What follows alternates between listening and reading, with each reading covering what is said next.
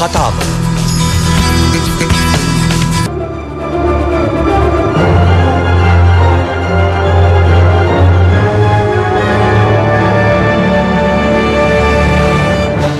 ඒකනේ දැන් සංවාදයේ කියන එකම කිංස්ලි අපේ වචනයක් නෙවෙයි අතට. මේක ග්‍රීක ඉතිහාසයෙන් යුරෝපයෙන් අපිට එන වචනයක්. දැත්තටම සංවාදය කියන්නේ ඩයලොග් කියන එකනේ. දැන් සංවාදයක් කියන්නේ මේ හුදු වචන හරඹයක් නෙවෙයිනේ.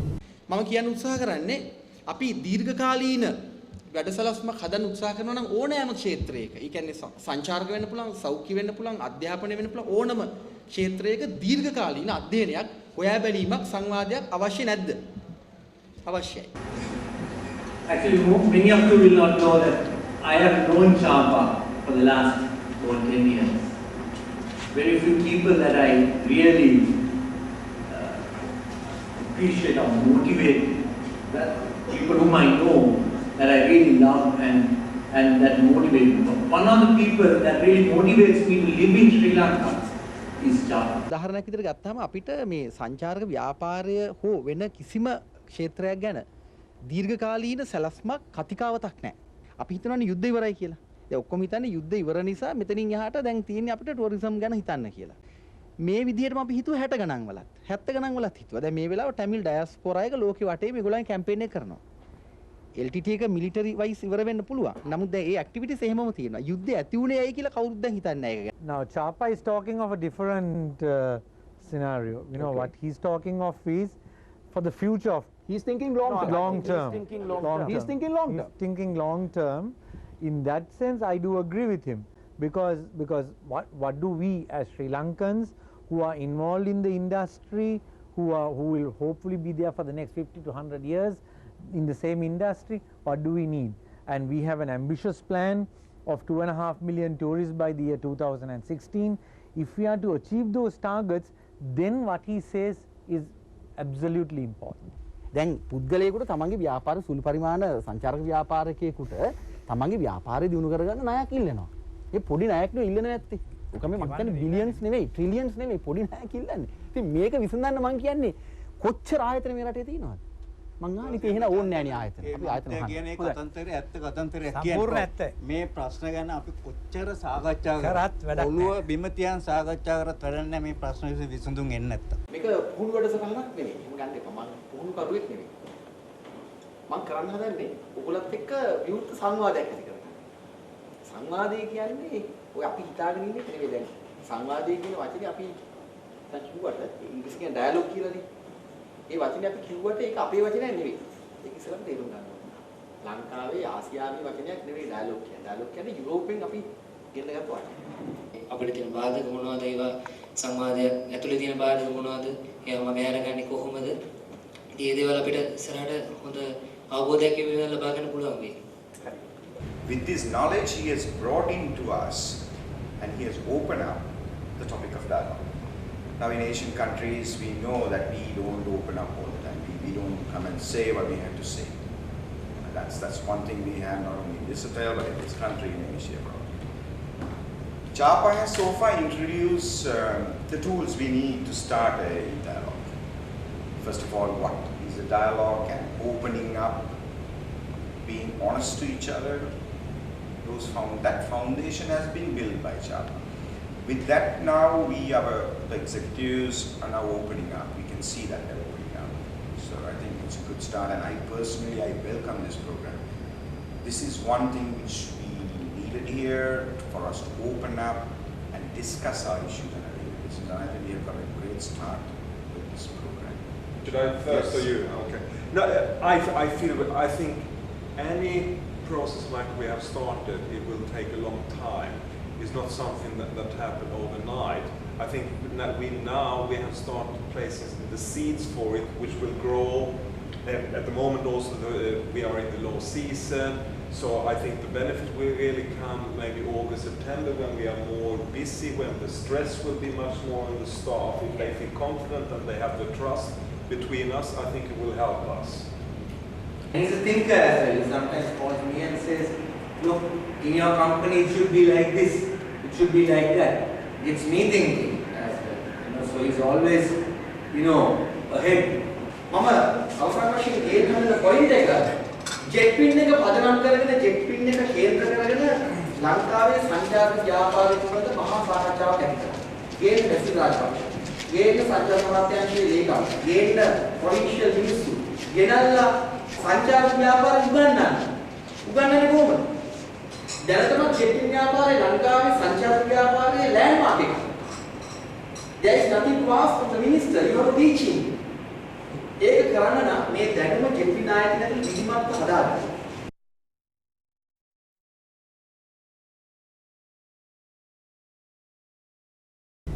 මැක්සිස් කියන්නේ මේ මොහොතේ සංවාද වැඩබිමක් බවට පත්වෙච්ච ආයතනයක්. සංවාදය කියන්නේ ඉංග්‍රීසි භාෂාවෙන් ඩයලොග්. ඒ කියන්නේ කතා කර කර ඉන්න එකම නෙවෙයි.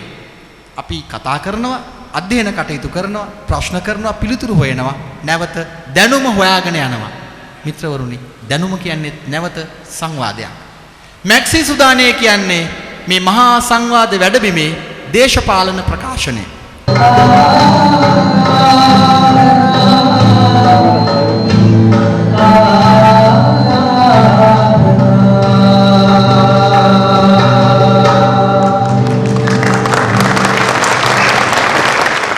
මැක්සිස් අවුරුදු 30කට ආසන්න දීර්ඝතම ඉතිහාසයේ නැවත විමසා බලන මහා පරිවර්තන යුගයක වැඩබිමක නිදහසේ ප්‍රකාශනයයි.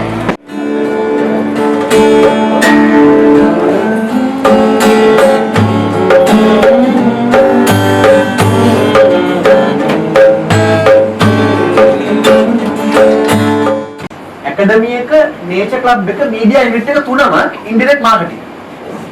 ඒ කියන්නේ කපිලගේ ඩිරෙක්ට් මාකටිං වලට සමගාමීව ඉන්ඩිරෙක්ට් මාකටිං තියෙනවා ව්‍යාපාරික පැත්තෙන් කිව්වොත්. මැක්සිස් ලෝගෝ එක මැක්සිස් කියන නම වෙනත් ආකාරයකින් සියුම් විදිහට සමාජගත වෙන මේ සීල වැඩ එක සමාජ වැඩකුත් එක්ක. අපි මැක්සිස් එක ඇතුලේ ඊමේල් සංස්කෘතියක් ගොඩනගනවා. ඊමේල් සංස්කෘතිය කියන එක අදහස් කරන්නේ එක්කෙනාට ඊමේල් යවනවා කියන එක නෙවෙයි. ඊමේල් ලැබීම කියන එක වෙන එකක්, ඊමේල් සංස්කෘතිය කියන වෙන එකක්. මේ කියන පරිපාලන වෙන ටූල් එකක්. මැක්සිස් ආයතනය ඇතුලේ මේ වෙද්දී අවුරුදු 2ක් වගේ කාලයක් පුරාට අපි විවෘත සංවාදයක් ඇති කරගෙන තියෙනවා. ඒ හරහා විශාල වැඩ කොටසක් කරන්න අපිට හැකියාව හම්බෙලා තියෙනවා. මැක්සිස් මාධ්‍ය මධ්‍යස්ථානයේ බිහි වුණෙත් මේ සංවාදයේ ප්‍රතිඵලයක් විදියට මේ හරහා අපි විශාල වැඩ කොටසක් කෙරුවා ආයතනය ඇතුලේ වගේම ඉන් බාහිරව. අපි ගොඩක් වෙලාවට විශ්වාස කරේ මිනිස්සුන්ව දැනුමින් පෝෂණය කරාම සමාජයේ වඩා යහපත් තත්යකට ඔසවා තබන්න පුළුවන් කියලා. අපේ ඒ පරමාර්ථය ඇතිව තමයි අපි ගොඩක් වැඩ කළේ. අපි පාසල් සමග වැඩ කරා, විවිධ සමිති සමග වැඩ කෙරුවා. අපිට ඕන වුණේ මේ සමාජයේ තියෙන තත්ත්වයට වඩා එක අඩියක් හරි උඩට ඔසවලා තියන්න. මං හිතන්නේ අපි ඒ වෙනුවෙන් යමක් කරලා තියෙනවා මේ වෙනකොට. සංවාදයක් ඉදිරියට ගෙනියන්න දැනුම අත්‍යවශ්‍යයි. ඒ හින්දාම අපි දැනුම වර්ධනය කරගනිමින් මේ සංවාදය ඉදිරියටත් ගෙනියනවා.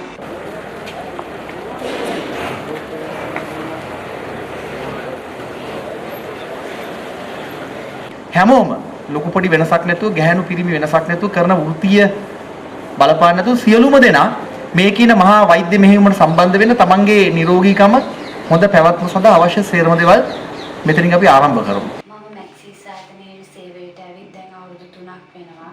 ඒ කාලය අතරතුරදී තමයි ඕපන් ඩයලොග් එක මැක්සිස් එකට ගෙන ආවේ. ඒ වන විටත් අපගේ දක්ෂතා ගොඩක් තිබුණත් අපිට ඒවා පෙන්වන්න අවස්ථාවක් තිබුණේ නැහැ. මැක්සිස් ආයතනයේ ගොඩක් සේවක සේවිකාවෝ ඉන්නවා. ඒගොල්ලන්ට විශේෂ දක්ෂතා තියෙනවා. ඕපන් ඩයලොග් එක ඇතුලේ අපි මේ දක්ෂතාවයන් දැන් පෙන්වන්න අපිට අවස්ථාව ලැබිලා තියෙනවා. මමත් දැන් මීඩියා සෙන්ටර් එකේ වැඩ කරන ගම නිෂ්පාදන අංශයේත් වැඩ කරනවා. ආයතනයේ ගොඩක් අය සතුටින් මේ ඩයලොග් එක ඇතුලේ වැඩ කරනවා.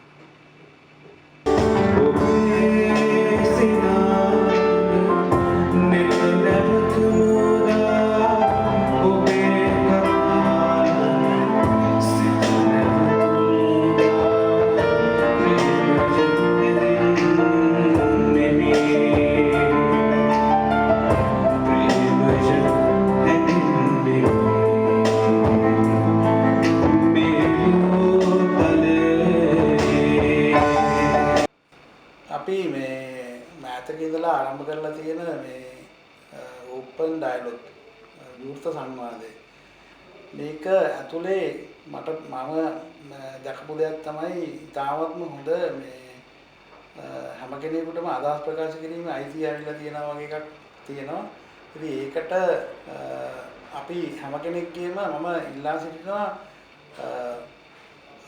අපේ ප්‍රධාන කළමනාකරුවන්ගේ ඉඳලා අපේ සියලුම මේකේ ඉන්න සියලුම අපේ ආයතනයේ සේවාවන් කරන සියලුම දෙනාගේ ඉල්ලා සිටිනවා මේ සංවාදයට එකතු වෙලා තමුන්ගේ අදහස් විවෘතව ප්‍රකාශ කරන්න කියලා. ඒකට හොඳ උදාහරණයක් තමයි අපි මේ කාලේ කරගෙන යන අපේ ඊමේල් සංස්කෘතිය. ඊමේල් සංස්කෘතිය එක්ක අපිට ලොකු අපේ ආයතනයේ ඇතුලේ ලොකු දියුණුවක් ලබා ගන්න අපිට ලැබිලා තියෙනවා. හේතුව ඒ ඊමේල් හරහා හැම කෙනෙකුගේම අදහස් එළියට දෙන්න පුළුවන් වෙලා තියෙනවා. ඒකම ඒකේ දෙන අදහස් අපිට ක්‍රියාත්මක කිරීමේ අයිතියකුත් ක්‍රියාත්මක කිරීමේ හැකියාවකුත් ඇවිල්ලා තියෙනවා. දැන් මම හිතන්නේ දැන් අපි දැන් පෙන්නන දේ තමයි මේ වෙලාවේ යුද්ධ ඉවරයි ලංකාවේ. දැන් ලංකාවේ සාමය තියෙනවා. ඒ නිසා දැන් සංචාරකයෝ ලංකාවට එනවා. අපිට තියෙන ප්‍රශ්නේ තමයි කාමර මදි.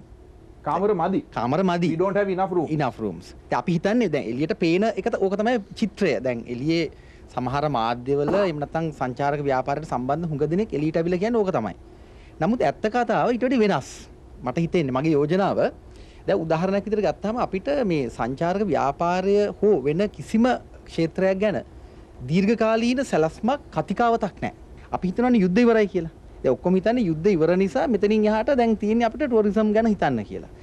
මේ විදිහටම අපි හිතුවා 60 ගණන් වලත් 70 ගණන් වලත් හිතුවා. දැන් මේ වෙලාව ටැමිල් ඩයස්පොරා එක ලෝකෙ වටේ මේගොල්ලන් කැම්පේන් එක කරනවා. LTT එක මිලිටරි වයිස් ඉවර වෙන්න පුළුවන්. නමුත් දැන් ඒ ඇක්ටිවිටිස් එහෙමම තියෙනවා. යුද්ධය ඇති වුණේ ඇයි කියලා කවුරුත් දැන් හිතන්නේ නැහැ ඒක ගැන ආපහු. Yeah, please respond. I would like someone to respond. Basically, After him, Suresh. while certainly we have to sympathize and agree with him as Sri Lankans. ඉතින් අපි දැන් විකුණන්නනේ හදන්නේ. දැන් ඔක්කොම කතා කරන්නේ විකුණන්නනේ. ඔක ජාත්‍යන්තර තලයේ කතා කරන්නේ ඩ්‍රීම් සෙලිං. මේ සිහින විකුණන්න හදන. හැබැයි සිහින යථාර්ථයක් බවට පත් කරගන්න බැරි වෙලා තියෙනවා අපිට. අපි දැන් ප්‍රොඩක්ට් එක මොකද අපේ රටේ?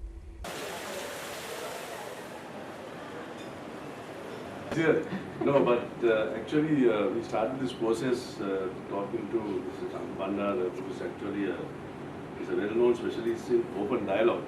He has invented this idea of having an open dialogue with various both staff members of various companies to develop a common theme and address certain issues these companies are faced with. But more than that, he's also a professional journalist. And he's editor of Nidahas newspaper and a radio and TV journalist.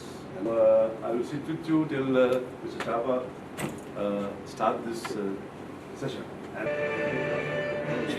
දැන් අද දවසත් 100% අපිට සුරක්ෂිතයි කියන්න බෑ. ඒ කියන්නේ සමහර ආයතන ඇතුලේ ප්‍රශ්න පේන්නේ නැහැ. All demonstration getting all Bangalore from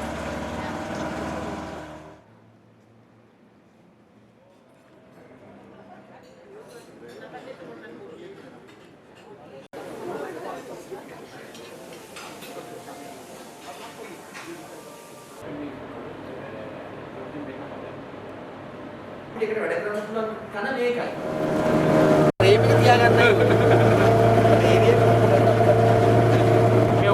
අවරුණ චාප්පෑදී නූතනත්වයට මුහුණ දෙන්නේ කොහොමද? විමුක්ත සංවාදයක් ඇතුලේ මොන විමුක්ත සංවාදයක්ද? දැනුම මත පදනම් වෙන්නේ. ඒක කියපු ගමන් එන ප්‍රශ්නේ තමයි what is our culture mountain. Then this mountain also should be in dialogue. Okay. So next step is if you are going to go through today itself, I am going to launch this educational discussion part. Open dialogue. මට ප්‍රශ්නයක් වුණා මේ open dialogue කියන්නේ. මම මොකුත් දන්නේ නැහැ. මම දන්නේ එකම dialogue මොකද්ද? අර ටෙලිෆෝන් එකේ ස්ක්‍රීන් එකේ dialogue එක විතරයි.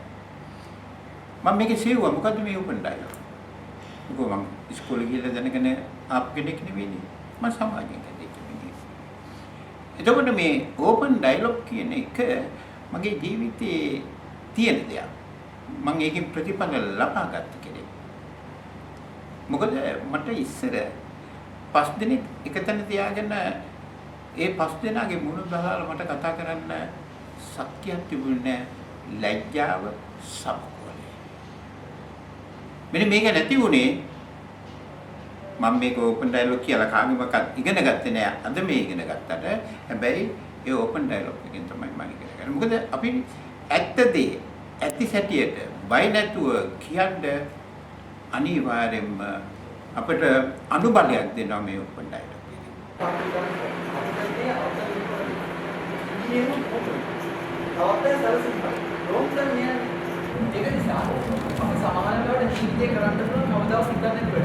So I feel that this open dialogue sessions conducted by Mr. Chapa Bandara will be a very positive approach as time goes on to the management and the staff as well in Club Benzata. And towards this end, we started this open dialogue with Mr. Chapa Bandara.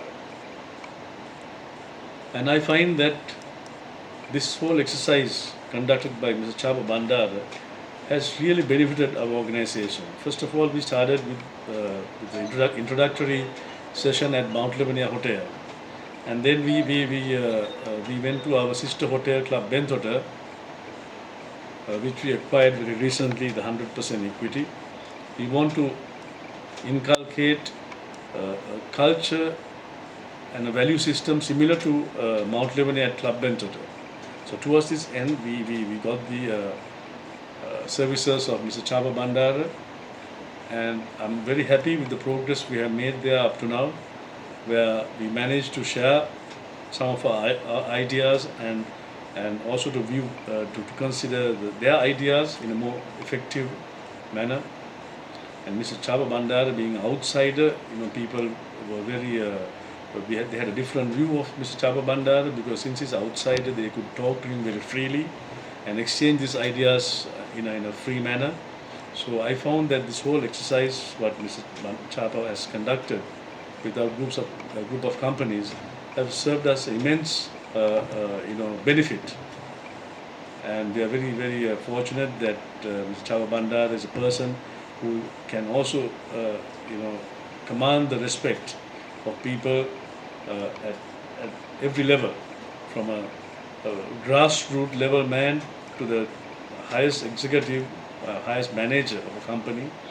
He managed to communicate well and also earn their respect. So this is a very rare quality, because I have worked in this industry for 20 odd years, and it's very rarely you come across a person like that who have the ability to communicate to a cross section of the people from the lowest grade to the highest grade and earn their respect. So Mr. Chapa Bandara is a very charming man in that sense, and he has this ability to communicate to people and to get the best ideas and get their ideas. Whether it's good or bad, it's up to the management to decide. And this is where the management comes into play. Mr. Chapa has given us a platform to exchange views among our team members with this open dialogue. And the management must implement these solutions, and the results have to be found by the management. So then only this whole concept of open dialogue is going to be effective, and it's going to gain the required results. Only by implementing the ideas which are aired by the team members, their concerns has to be addressed without any delay, and that's how this whole system works. And we are very glad that this open dialogue initiative has started here at Mount Lebanon Group, and we hope to continue this for a long time.